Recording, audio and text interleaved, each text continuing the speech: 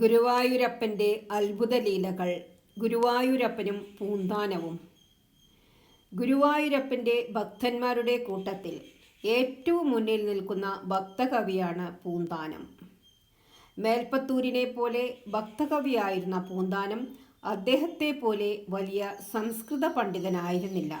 അതിനാൽ മലയാളത്തിലായിരുന്നു കവിതകൾ രചിച്ചിരുന്നത്. ഒരിക്കൽ തിങ്കൾ ഭജനത്തിനായി പൂന്താനം മലപ്പുറം ജില്ലയിലെ പെരിന്തൽമണ്ണയ്ക്കടുത്ത് സ്ഥിതി ചെയ്യുന്ന തൻ്റെ ഇല്ലത്തു നിന്നും പുറപ്പെട്ടു. കാൽനടയായിട്ട് വേണം ഗുരുവായൂരിൽ എത്താൻ.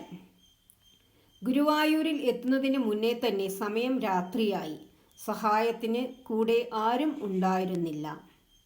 പെട്ടെന്ന് കൊള്ളക്കാർ അദ്ദേഹത്തിൻ്റെ അടുത്തെത്തി. പൂന്താനം ഉച്ചത്തിൽ ഭഗവത് നാമം ഉരുവിട്ടു. അപ്പോഴേക്കും കുതിരകളുടെ കുളമ്പടി ശബ്ദം കേൾക്കാനിടയായി. സാമൂതിരിയുടെ മന്ത്രിയായ മങ്ങാട്ടച്ചനും സംഘവും അദ്ദേഹത്തിൻ്റെ അടുത്തെത്തി.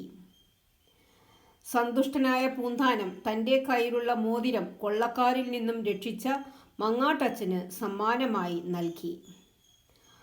അടുത്ത ദിവസം പുലർച്ചയ്ക്ക് നട തുറന്നപ്പോൾ പൂന്താനം ദർശനത്തിനായി എത്തി.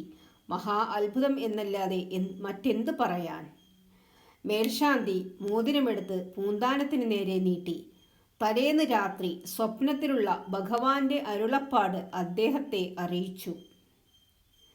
ഭഗവാൻ ഗുരുവായൂരപ്പൻ തന്നെയാണ് മങ്ങാട്ടച്ചൻ്റെ വേഷത്തിൽ തന്നെ കൊള്ളക്കാരിൽ നിന്ന് രക്ഷിച്ചതെന്ന് പൂന്താനത്തിന് ബോധ്യമായി.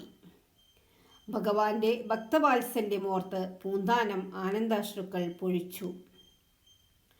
പൂന്താനത്തിൻ്റെ ജ്ഞാനപ്പാന ഭക്തിസാന്ദ്രമായ ഒരു കൃതിയാണ്.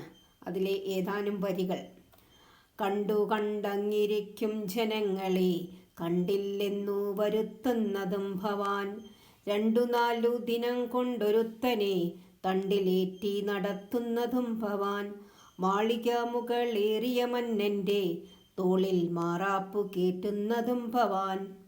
ഹരേ കൃഷ്ണ.